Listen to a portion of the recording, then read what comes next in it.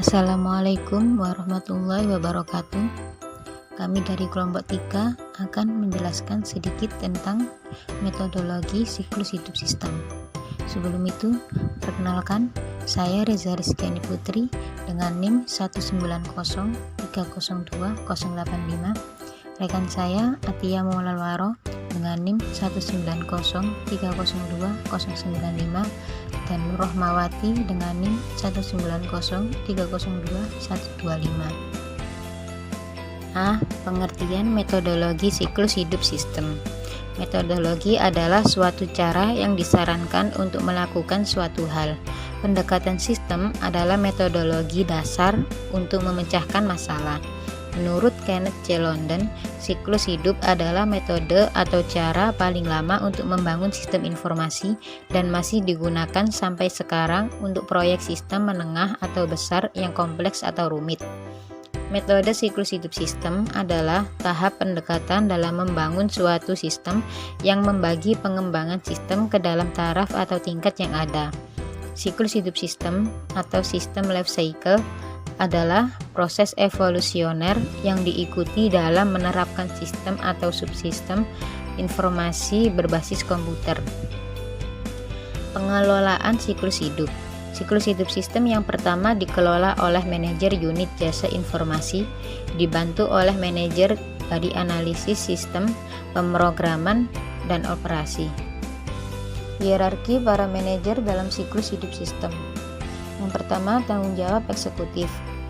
Ketika sistem memiliki nilai strategis atau mempengaruhi seluruh organisasi, direktur utama atau komite eksekutif mungkin memutuskan untuk mengawasi proyek pengembangannya. Yang kedua, komite pengarah SIM. Jika tujuan komite tersebut adalah memberikan petunjuk, pengaruh, dan pengembalian yang berkeseimbangan, maka disebut dengan komite pengarah.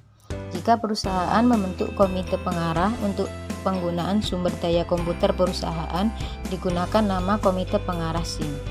Yang ketiga, kepemimpinan proyek.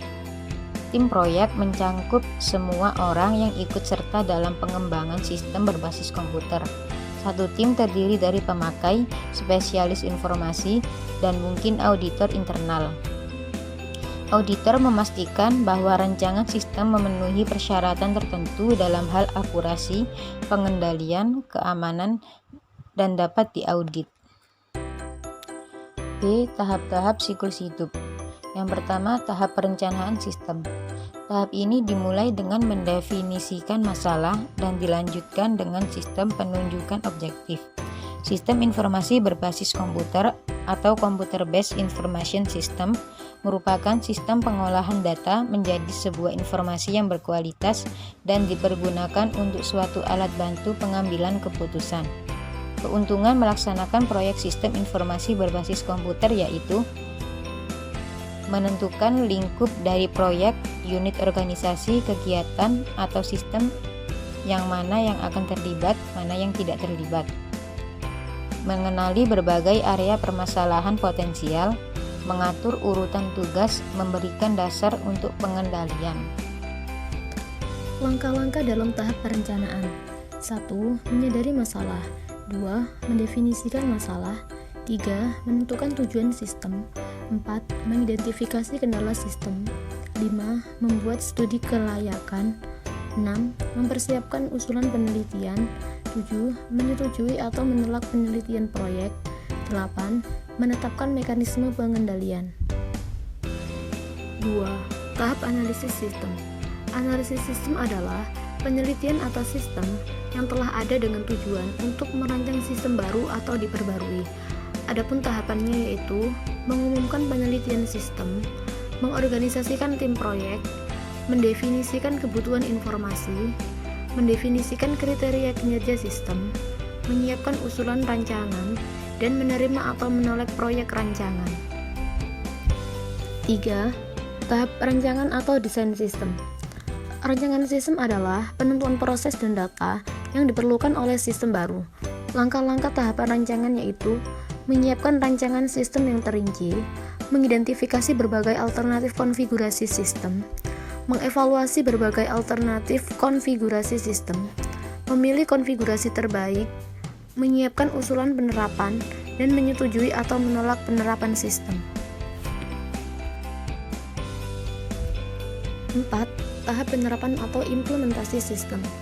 Penerapan atau implementasi merupakan kegiatan memperoleh dan mengintegrasi sumber daya fisik konseptual yang menghasilkan suatu sistem yang bekerja, yaitu merencanakan penerapan, mengumumkan penerapan, mendapatkan sumber daya perangkat keras, mendapatkan sumber daya perangkat lunak, menyiapkan database, menyiapkan fasilitas fisik, mendidik peserta dan pemakai, menyiapkan usulan cutover, menyetujui dan menolak masuk ke sistem baru, dan masuk ke sistem baru.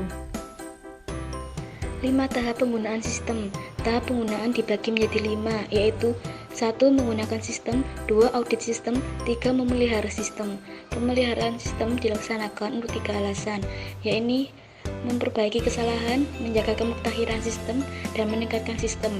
4. Menyiapkan usulan rekayasa ulang. 5. Menyetujui atau menolak rekayasa sistem. C. Menempatkan siklus hidup sistem dalam perspektif. 1. Prototyping. Prototype adalah memberikan ide bagi pembuat maupun pemakai potensial tentang cara sistem akan berfungsi dalam bentuk lengkapnya. Proses menghasilkan sebuah prototype disebut dengan prototyping. Ada 2 jenis prototype.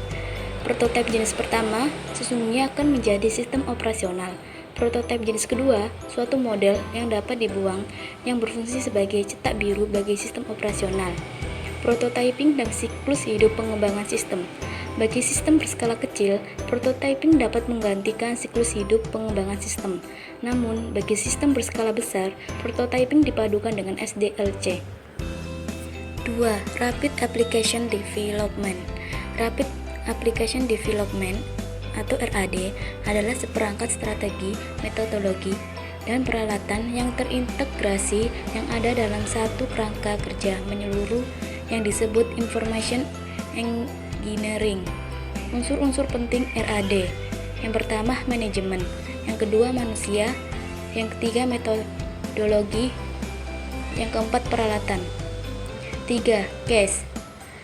Case merupakan kategori perangkat lunak yang bertujuan mengalihkan sebagian beban kerja pengembangan sistem dari manusia ke komputer. Tingkat kemampuan peralatan tertentu dapat dinyatakan melalui tempat di dalam SLC. Menempatkan SLC, prototype, dan RAD dalam perspektif. Siklus hidup sistem, prototyping, dan RAD semuanya merupakan metodologi. SLC merupakan aplikasi dari pendekatan sistem untuk masalah penerapan sistem komputer. Pendekatan sistem dasar dimulai dari identifikasi masalah dan diakhiri dengan penggunaan sistem. Prototyping merupakan bentuk pendek dari pendekatan sistem yang berfokus pada definisi dan pemuasan kebutuhan pemakai. RAD merupakan pendekatan alternatif untuk tahap rancangan dan penerapan dari SLC. Sumbangan terbesar dari RAD adalah kecepatan menghasilkan sistem untuk digunakan, yang terutama dicapai melalui penggunaan peralatan berbasis komputer dan tim-tim proyek yang terspesialisasi. Sekian presentasi dari kelompok kami, kurang lebihnya kami mohon maaf yang sebesar-besarnya. Wassalamualaikum warahmatullahi wabarakatuh.